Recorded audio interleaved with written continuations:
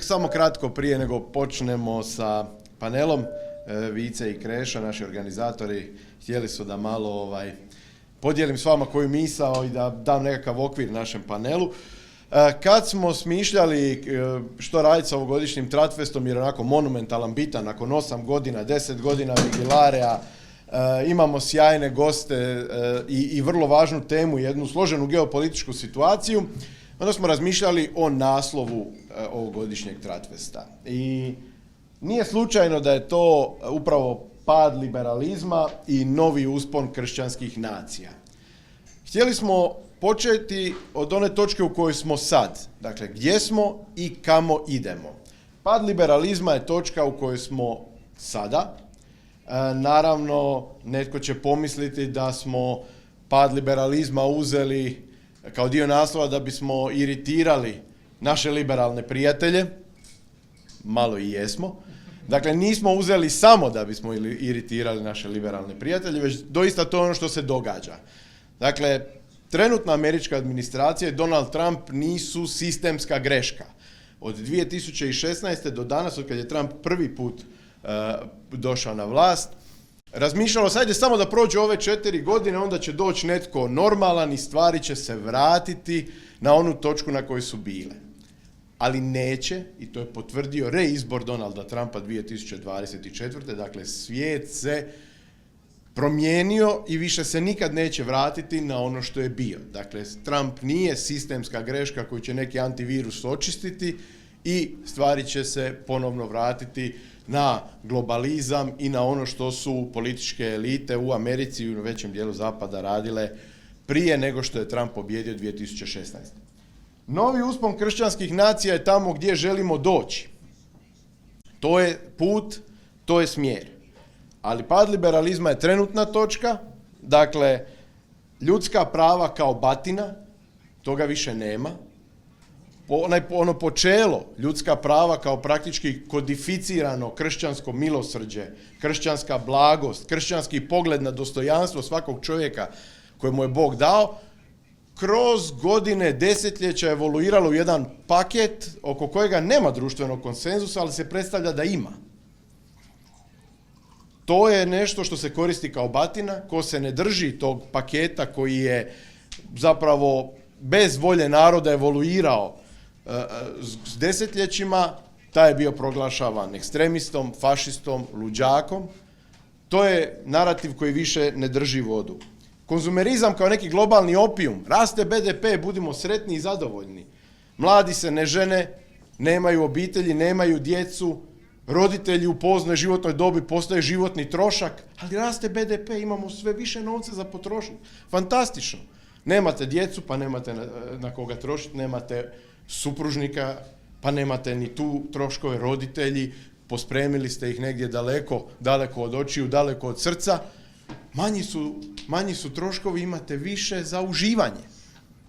Dakle, to je isto nešto što pokazuje se sa sve većim naglaskom na demografsku krizu, kako takav način života zapravo ne vodi nikamo, vodi samo u dugoročni problem za društvo, vodi u manjak društvene kohezije i na posljedku u loše društvene ishode. I za kraj, dakle, imamo i tu globalizaciju koja je imala pozitivnih određenih učinaka, ali kao sterilizator kulture i karte svijeta kao takve. Dakle, imamo neke pozitivne ekonomske učinke, ali čuli smo ovdje, imali smo ih i za vrijeme Rimskog carstva. Rimsko carstvo je trgovalo s Indijom, ali indijska kultura bila indijska kultura, a rimska kultura je bila rimska kultura. Mi znamo na čemu počiva europska kultura, na čemu počiva zapadna kultura, ali nam se danas govori da ako želimo dobro živjeti, kulturna pitanja moramo staviti na stranu, ona više ne vrijede. Jer moramo svi biti, to ima tako jedna lijepa hrvatska riječ, jednoobrazni, isti obrazac za sve. Svi smo sve, svaka kultura je jednaka, jednako vrijedna, jednako uspješna, jednako potentna, a to jednostavno povijest pokazuje da to tako nije. Dakle, Trump se ne bavi dobrim dijelom ovih pitanja o kojima mi aktivno kao predsjednik SAD-a, ovim pitanjima o koje smo sad načeli, ali će redefinicija tih nekih stvari jednostavno biti posljedica njegovog mandata na čelu SAD-a i njegove inicijative za promjenom globalnih odnosa. Što će iz toga nastati? To je glavno pitanje i zato imamo ovdje ovaj sjajan panel i sjajne govornike koji su i savjetnici trenutne administracije i insajderi, ljudi vrlo utjecajni koji nam mogu dati odgovore na neka od tih pitanja. Ali naravno ne na sve, jer kao što je netko od govornika već rekao, ne možemo mi znati odgovor baš na svako pitanje koje će se po putu pojaviti. Ali ono što možemo biti sigurni da se stvari neće vratiti na staro. Jer svijet uvijek ide naprijed. Nemoguće se vratiti 50 godina unazad, nemoguće se vratiti 200 godina unazad i reći, ma dajte, zanemarimo sad taj globalizam, vratimo se u 19. stoljeće i sve je fantastično, ali nema povratka. Svijet je išao naprijed, čak i ono vrijeme koje progresivci vole sa tim svojim ideološkim odijumom nazivati mračnim srednjim vijekom. Čak i tu civilizacija napredovala značajno kroz ta stoljeća u odnosu na ono što je naslijedila padom Rimskog carstva. Dakle, čak i nakon Drugog svjetskog rata, kad je svijet bio, pogotovo naša Europa, zgarište, stvari su išle naprijed, nisu se vratile natrag i nisu išle na gore. Što znači da ovdje možemo očekivati samo da će svijet ići naprijed, a u kojem smjeru najbolje će nam reći naši večerašnji gosti, panelisti, govornici. Neke od njih ste već upoznali, neke ćete sad malo bolje upoznati, a ja ću im se sada pridružiti. Sa našim domaćinom Krešom razgovarat ću na našem lijepom hrvatskom jeziku, a zbog operativnosti i da se bolje razumijemo sa našim inozemnim gostima na engleskom. Good thing. So let's start first with Mr. Ugrósdy. We haven't met you as a speaker this afternoon. So few weeks ago, like 2 weeks ago, we had an election in Hungary, and the outcome is well known. The liberal media is thrilled with the outcome. Let's say we had a fierce election campaign with the dominance of kind of two loyalties. One loyalty to national interest, and the other loyalty to the so-called European project. Is there a space for reconciliation of those two loyalties? As a person from Hungary, can you tell us, is there a way to pursue national interest through the membership of the European Union, or is there a pretty big difference between the membership and what the national interest is and the national states should pursue? It's great to be here. Thanks for the invitation. We've been talking about this event for quite some time. I'm really glad to see it actually happening. To answer the question, I think I'm not surprised that the liberal media is rejoicing because they played a very significant role in the election result. And it's really funny to see that certain members of this liberal media establishment are actually joining government. So that tells you the story that, you know, the media might not actually be the fourth branch of power, but another branch of power in disguise. And I think many of us have seen that with liberal media all over the West in the last couple of years. But to answer the question, I think it's important to know that the European Union as a universalist idea, I don't think it exists. It's a few countries coming together to solve some problems, but once you lose that firm ground that this is an association of sovereign nations, you might end up with the Soviet Socialist Republic of Europe at the end of the day. And this is what we're seeing. And if you've been following Hungarian developments in the last couple of weeks, we had elections like 2 weeks ago. On Sunday, on Monday, the European Commission presented a 27-point list, what they want to see implemented from the new Hungarian government. And this comes down to what Brian was talking about when he detailed how USAID works.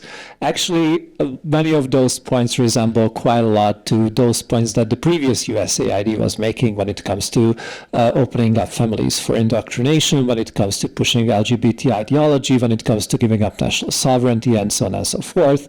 So now the test for the new government is which way they will go.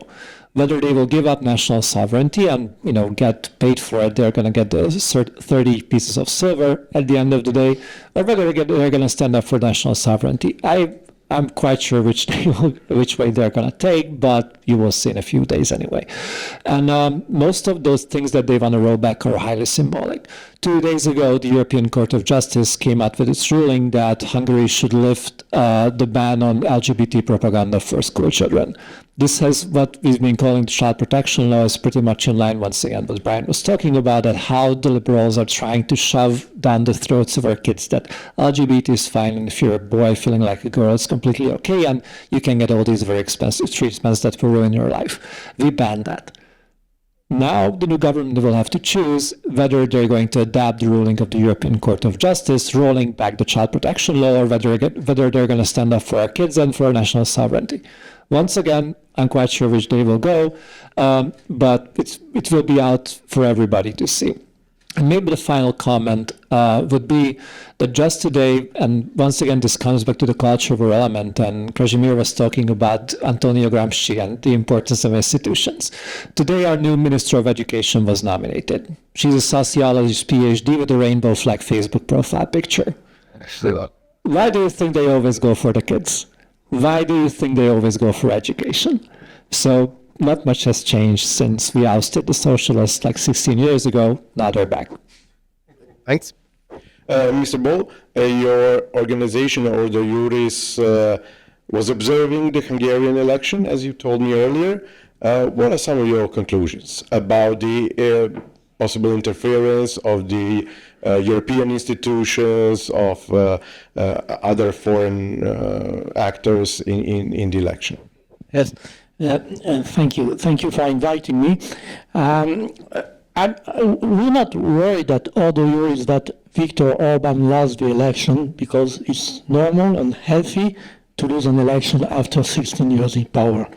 What worries us is that he lost with the help of the European Commission. Now, the election itself, as our team observed it, was clean and clear, and you cannot really cheat in the Hungarian election.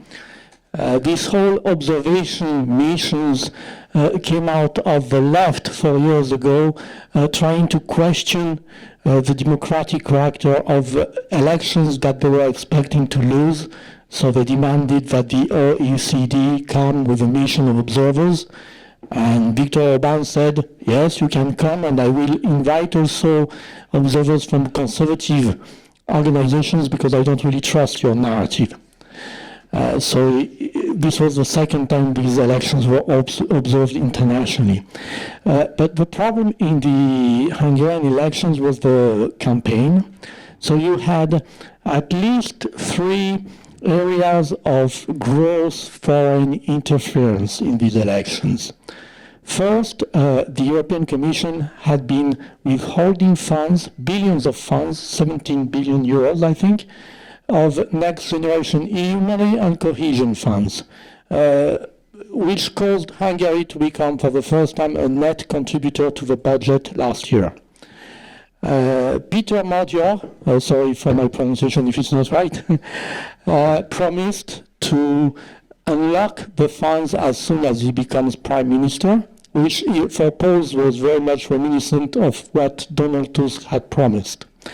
And it was just a few years after Donald Tusk was in government that the Next Generation EU funds were unlocked, and it took only a few months and no new law for the European Commission to abandon the rule of law procedure under Article 7 of the Treaty on European Union. So that was the first interference through financial blackmail. And the second interference was with the use of the Digital Services Act rapid response mechanism, which was activated, I think, in January or somewhere like that, during the, just a few months before the election, during the campaign. Now, Hungary is specific for its use of social media. Like in most countries, Facebook is used mostly by older people. In Hungary, it's used by both older and younger people, and it's about, from what we established, 65% of the voters who get their information from Facebook. And Mark Zuckerberg is very cooperative with the European Commission, just as he was before with the Biden administration. The political messages of the pro-government camp were phased down, were shadow banned very effectively, while the messages of the TISA party were promoted very effectively as well. This was like the first time the Digital Services Act was used in that way, and it was very successful, and we should expect that it's going to be used with the help of artificial intelligence, and it will become more and more efficient, and it can derail a lot of future elections in Europe. So I wouldn't be so sure about the coming fall of liberalism in Europe, because there's a system being put in place, which J.D. Vance warned about in Munich last year. Like you had those eye rolls and lectures from European politicians that he does not understand Europe. I think he does understand Europe very well. And the third interference was with this disclosing of the recording of conversations between the Hungarian Foreign Affairs Minister and the Russian Foreign Affairs Ministers, also between the Prime Minister and Vladimir Putin, just a few days before the election. And there was this journalist, opposition-affiliated journalist, who boasted about having got those recordings from Secret Service from another country of the European Union, and to which he had before given the mobile phone number of the Foreign Minister. So that's at least 3 areas of interference which show that elections may not be so free in Europe in the future. And also, I don't want to speak too long. I'll just say that the threats by Peter Magyar against the president, demanding that he resigns now, against the head of the Curia, of the Constitutional Tribunal, and of other institutions are very much reminiscent of the militant democracy the liberal left has put in place in Poland. I won't get into the details. We have them in English on our Ordo Iuris website. We have 3 reports and many articles about how the rule of law is being violated in Poland now, with the support, both financial and moral, of Brussels. Okay, thank you for now. Gospodine Grebenar, Krešimire, često čujemo da je Hrvatska ostvarila zapravo sve svoje strateške interese ulaskom prvo u NATO, kasnije u Europsku uniju, i kad se nekakvi hrvatski ciljevi promatraju strateški, barem za 1 ili 2 generacije, kao da je nastupio kraj povijesti za domaće političke elita. Kao što vidimo, svijet se izrazito mijenja. Kako vi vidite, znači, poziciju Republike Hrvatske danas u svijetu i u kojem bismo smjeru trebali ići? Spomenuo sam vrijednosti o kojima se ne raspravlja. Nedavno je izašla knjiga od don Josipa Mužića koji to vrlo lijepo opisuje. Mislim da je to orijentacija za Hrvatsku, hrvatski narod i hrvatsku politiku. Trebamo definirati šta je nacionalni interes, da li je taj nacionalni interes u skladu sa europskim interesom. Ja ne znam jel iko može uopće definirati šta je europski interes. Spomenuo sam oca europskih integracija koji želi ukinuti nacionalne interese, nacionalni identitet i zamijeniti nacionalni identitet sa europskim identitetom. Ja mislim da su svi ovdje svjesni da to ne može biti demokratski način, da to ne može biti u sklopu jedne demokracije, i to je ta opasnost da Europa, europske države koje su demokracije, koje dijele zajedničku povijest i vrijednosti, što su primarno kršćanske vrijednosti, da to ide u jednom krivom smjeru. Znači, Hrvatska definitivno mora naći snagu, mora naći političko jedinstvo i mora se u Hrvatskoj napokon stvoriti jedna kritična masa koja će iznjedriti neku i političku stranku, ako hoćemo tako, na konzervativnoj strani, neću reći desnici, nego konzervativno, ovo što je Brian govorio o tim vrijednostima. To je jako, jako važno, jer do sad smo nažalost imali to da je i uz pomoć europskih pritisaka se dogodilo da su svi pokušaji na konzervativnoj strani u Hrvatskoj propali u neku ruku. Vidimo to i sa ovim našim aktualnim parlamentarnim strankama. Treba ćemo imati novi konzervativni pokret koji će objediniti i koji se neće raspasti, a to može samo sa pravim vrijednostima. Dobro, hvala za sad. Mr. Carafano, now heading to you. First, thanks for the interview. For Večernji list, it was really appreciated. And now I want to ask you about an article of yours. You co-authored an article with Mr. Arha here about the importance of the center-right partnership for American interest, of a global center-right partnership for American interest. How do you think this global center-right partnership could happen in these circumstances? I can't believe you asked me about something I wrote. That just seems totally unfair. No, sorry. Thank you, by the way. You guys are amazing. It's like you tune into a Netflix, 7-episode series, right?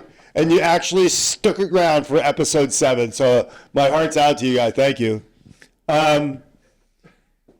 So I actually spent all my time running around the world doing networking outreach, and I talked to different center-right, conservative, liberal, whatever your title is, I don't care, all over Western Europe, South Caucasus, Central Asia, Africa, Latin America, parts of Asia. One thing is, the reason why I think there actually is a global conservative movement and it's rising is because everywhere I go, I hear the commonality of issues. Right, the same things, right? And that wasn't true like 10, 50 years ago. So reliable, affordable, abundant energy rather than, starvation. Dealing with migration. The different versions of the woke issue was family or life, right? So and that list's great. It's like a dozen issues now that could go almost anywhere in the world I hear. The other thing that's changed, which is remarkable, is people actually willing to talk about it. So 5, 6 years ago, I would go to a conference and yes, conservatives would be in the audience and they would say this Green New Deal stuff's not, but they won't get up and say that, right? They'd be afraid to challenge that orthodoxy. Now they just get up and call people yahoos. But here's what I think is the key is, the reality is there's enormous diversity among Europeans on the right about issues, how I feel about the EU, how I feel about national sovereignty, and that's actually very, very true in the United States. The American conservative movement is actually incredibly diverse. And what has made Donald Trump successful is he's one of the first conservative leaders, one of the most effective conservative leaders, and stepped forward and said, look, we don't have to agree on everything. There doesn't have to be an orthodoxy. It's the fact that we share what you mentioned in the introduction, this notion of common fundamental values and rights and discuss, right? As long as we share that, this belief that we are actually trying to build human flourishing and nurse the human spirit and honor God, then it's okay, then we don't have to agree on everything. And I think as long as we continue to feed that kind of approach, we'll continue to see global conservatism move on. I mean, it's incredibly successful in Latin America. It's been amazingly a rising force in the United States. I actually think today, for example, if you look on all these issues that we commonly talk about, in America, there are 80-20 issues. And the 80 are siding with conservatives. So I think the key to this, like I said, is it's dialogue, right? I went, I'll shoot an example. I was in Germany and I got castigated because I was talking to people from AFD. And they go, how can you do that? What is wrong with you? Have you ever done that? Because you look like somebody that might. And it was like, you are interfering in our political life. Which is weird, right? Because they come and talk to Democrats all the time and cheerlead for, but because I'm talking to AFD, somehow I'm interfering in their political life. And I say, actually, I do talk to AFD a lot. And you know what? I don't agree with them on everything. Matter of fact, there's lots of things I don't agree with them on. And there are actually lots of things that a number of American conservatives say, I don't agree with that. And you guys are idiots. Because if you actually wanted people to have a proper relation with you'd let them talk to AFD and let people decide for themselves what AFD is like. And that's the healthiest thing. So it's really all about is just having the courage to have the dialogue.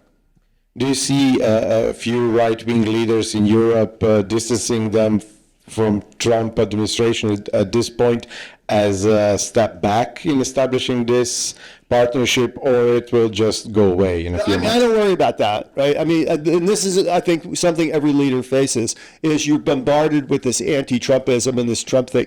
But here's the thing is, when that starts to bump up what's actually good for the national interests of your country, either you're going to naturally curb that because what's more important, or you're going to prove to voters that you are not interested in your country and you're going out. So I've picked Sanchez, for example, right, who loves to hate Trump, but Sanchez's policies, it's not about hating. They're bad for Spain. They're terrible for this country, and I am absolutely confident that Spanish voters will throw this bum out because it's bad for them. So one of the things that I found I have a list of like 5 things that makes conservative leaders successful, and it's worked uniformly on why people have won and lost, including my friends like Liz Truss and Viktor Orban. Unless you actually govern as a conservative, you're never going to be successful because people want a difference, right? And if you come into power and nothing changes or things get worse, they're like, what makes you any different than the other Yahoo? And the reason why a Malay would not just get elected, but he would go from having no political power in the government to essentially controlling the entire parliament and the government is because he actually delivered on real difference. And I think that's the hallmark. And I think that's what we'll see in European leaders, the ones that they will do the right thing in the end. So I don't really worry about, we don't have to like Trump today or we say mean things or whatever. As long as they have the vision to do the right thing, I think they'll be successful and the movement will be successful. Thank you. Mr. Arha, a question for you. So the alliance of Europe and America you call the pillar of American greatness. And in that regard, you were sort of critical towards the language or the wording of the national security strategy, but you still made a point that this new reciprocal alliance is going to be of a great value for the alliance between Europe and America, so that these new bonds on different terms than until now are going to make both sides stronger. Can you elaborate a little bit? Sure, I think. Thanks again. Appreciate you quoting me to myself. That's good. No, done my homework. Closer. So, yeah, I got it. For partnership to work, there needs to be some better symmetry, and symmetry is better. And so I think there's been a notion, certainly, that America has been paying the security bills for Europe. And the old adage, which I think comes up again and again, that it's very difficult to convince Americans, and I think it's oft used but still useful, that over 500 million Europeans would want 350 million Americans to then help them counter 150 million Russians in fighting 40 million Ukrainians. So I think this notion is something that after a while gets old. And to that end, while America was doing all of this, you had a notion where Europeans, including folks here from Hungary and others, were saying that we, Europeans, are caught between Americans and Chinese. And we should be, why are we caught between America and Chinese? But America should always be here supporting us and protecting us vis-a-vis Russia. Now, if there's any, this is where Trump is very useful, because Trump can make a case that literally is America who's caught between Europe and Russia, and we are here, and now you want our help, and you tell us that you are caught between us and China. So I think these sort of issues which were being politely felt on both sides. Now Ursula von der Leyen gets this. She is one of the persons who understands that the bigger threat is China and Russia, not transatlantic. A lot of other folks who pretend to be conservative say different things when China and Russia are concerned. In that end, if you're doing with this, it is useful, and I think it's very important for President Trump to make this point, that all American allies, whether they be in Europe, whether they be in Middle East, whether they be even in Indo-Pacific, that our allies need to be strong enough to provide conventional deterrence to their adversaries, to shared adversaries, that we can then support with bigger things like intelligence, like nuclear umbrella, like logistic help and things of that kind, even in space.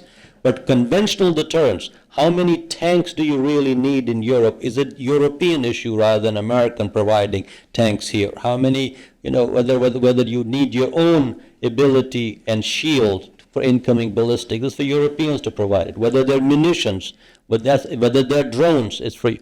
So I think a Europe that is more capable to do so makes for a stronger NATO and a stronger transatlantic partnership. And I think that's what Trump has brought forward, both in his communication, but also in the NATO going to 5%. Now, similarly, one of the things that National Security Strategy does say, that, and you'll hear it from Pete Hegseth and others saying, that our model ally is Israel. And it really is its ability to protect itself and be a very valuable partner, as we are seeing, whether in the Iran issue going forward. And that is where we are headed with where the transition is happening in Japan.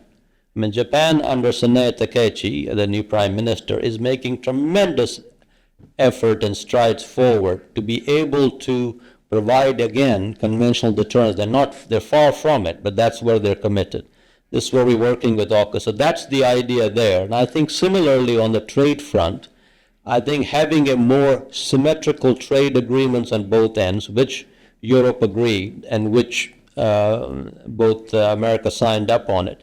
And I think that's being negotiated right now. It'll make for a healthier and a stronger partnership, both economically and militarily. So I think, yes, I think that the future transatlantic relation is very robust.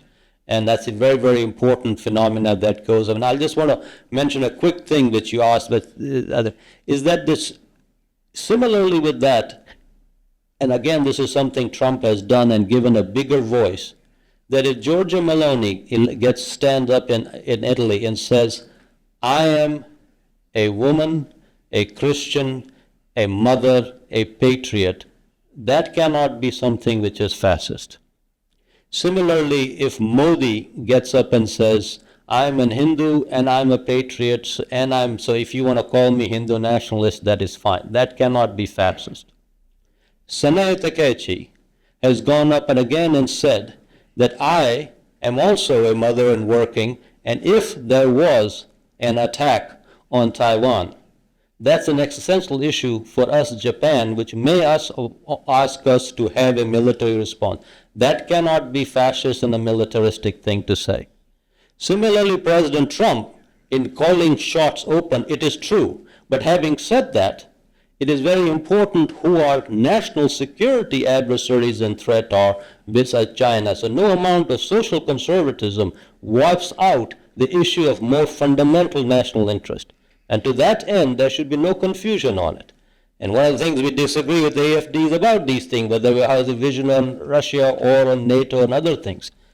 Related to, I think, another good point, President Trump has done historic effort on related and making both DEI, transgender, bathroom issues in place. That is true. You mentioned my good friend on USAID. I had the pleasure to work for USAID in President Trump's first term. I might want to work on China issues. Before that, I was with USAID in Kabul and Afghanistan. For 3 years, we were there on the front lines in Washington. USAID officials there is no other civilian agency where more people have given up their life for the American cause than USAID. As my good friend mentioned, he's absolutely right that there are terms that all of these bizarre and somewhat unjustifiable issues were there. He sent the $28 billion, 47,000 here, 50,000 there, 25,000 there. Those are misappropriated, misspent money. There's nothing in Ireland because it doesn't work in developed countries. It only works in developing countries. But USAID $28 billion budget goes largely, of almost 60-70% on health. Fundamentally the biggest budget for, especially on maternal care and especially on natal care. Yes, there are issues related to the family planning, which may be done, but it went to maternal and parental care. That was the majority. The remaining money, which went again, 95% of USAID was healthcare or food security. So I think it's worthwhile, and again, even there one can argue that it was misspent, and you can always argue that DEI and other issues were misspent. But having a broad brush on this would be unfair to AID and the people we have done. This is what brought Green Revolution. This is what worked the most, which we use for funds in this part of the world, for market economy and writing all the agreement. So as Jesus said very often, too broad a brush would be unfair in this given issue. Thanks. Thank you. Mr. Brown? Many cultural trends, almost all of them, come from America at this day and age. Can we have a cultural reconquista without the strong United States in the world? Let me just make 2 points. Number one, I don't think my brush was broad enough. The $6 billion is itemized. We have a full document on the itemizations that Doge did. This was one of the greatest things that Elon Musk did is he itemized the eliminated programs. So $6 billion was eliminated. So out of that $28 billion, $6 billion thus far has been eliminated. There's no doubt that there are many worthwhile projects in the world. The question is whether our tax dollars should fund all of them. $28 billion is a lot of money. Likewise, the Ukraine war was a lot of money, $180 billion, depending on how you do it. And many conservatives are just fed up. We have so many problems ourselves. So the USAID is not eliminated. I didn't mean to make that. I'm not making that claim. It's now under state. And out of the $28 billion, about $6 billion has been cut. They are looking at many more cuts. So I think another $2 billion may come. On the issue of whether social conservatism is the binding fundamental, whatever you want to call it, I again disagree. I see twin threats in Europe. One threat is a rising neo-paganism. This existed for quite a while, those of us familiar with it, going back to the Scorpion magazine in France. There's a lot of it all over. And it's not front and center, but some very good intellectuals began to embrace this neo-paganism, which essentially denied the importance of Christianity to conservatism in Western Europe. I think it's a big threat. Now, I have many friends at AFD. They don't believe in any of this, and I think AFD is one of those groups that's been unfairly maligned. There are individual, members of AFD that I may have disagreements with. That's not the issue. The issue is when Marine Le Pen decides to endorse abortion in the Constitution of France and Jordan Bardella, do not expect our allies, including the largest Catholic blog in France, and probably 8% of the voters, to follow suit. Will they be willing to bust up the coalition over it? You bet they will. And watch what's about to happen in France. What should have been a good victory for conservatives, if you throw us under the bus, we're not messing around. We've learned this lesson. Social conservatives have been thrown under the bus plenty of times. There are times where we lose and there's nothing we can do about it. I would say right now in France, this is not one of those times. They need every single vote, and even if it's only 8% of Catholic conservatives, it was a very bad political move on the part of Marine Le Pen to do this. Oh, the question. Yes. What is the question again? Can we have a sort of a cultural reconquista without the strong United States in the world? That's a good question. I've never really thought about it. Theoretically, yes. I mean, depends on what you mean by strong. I do think that the resurgence of global conservatism, what is happening with Donald Trump, is a part of that, but I think it's prior. I'm seeing this all over the world. I see it with the World Congress of Families events. I mean, Giorgia Meloni called me to be a speaker in Verona. I mean, there were 14 members of parliament. We were talking about this earlier. There's definitely much more willingness once you get through the sort of smearing of the left to work together with true conservatives around the world. And so I'm not sure how to answer the question in the sense of if we get a bad administration and it weakens America, I still think you're going to see a rising global conservatism. I think we make a lot of mistakes, like I just mentioned in France. We make a lot of mistakes, but we are on a very, very upward trend.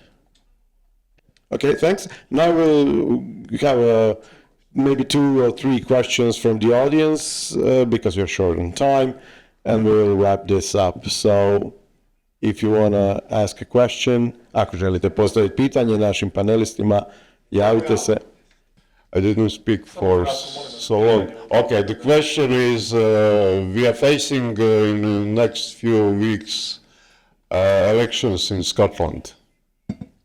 What is the position of U.S. government about that concerning the problems with the only 2 British nuclear bases in Scotland? And another question is the oil in Scottish Sea, and if Scotland becomes independent, the border will be strong.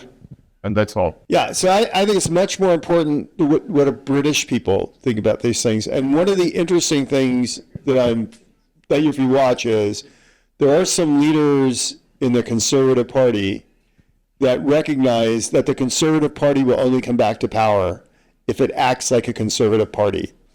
And that gives me a little hope and optimism.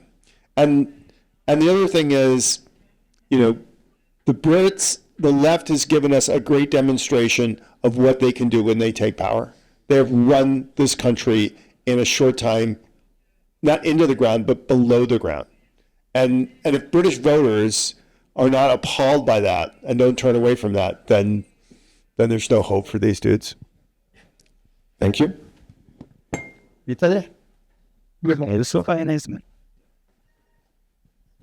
So for Christian people and for Croatia for thousands of years, it was very important to have good connections with Holy See. So do you have any possibility to advise President Trump so that I have to whenever it comes to this, for us, as Croats, we can be appreciate some of what he does or less or whatever, but when it comes to with conflict with Pope, then we are really let's say touching. So it means we always kept with Pope.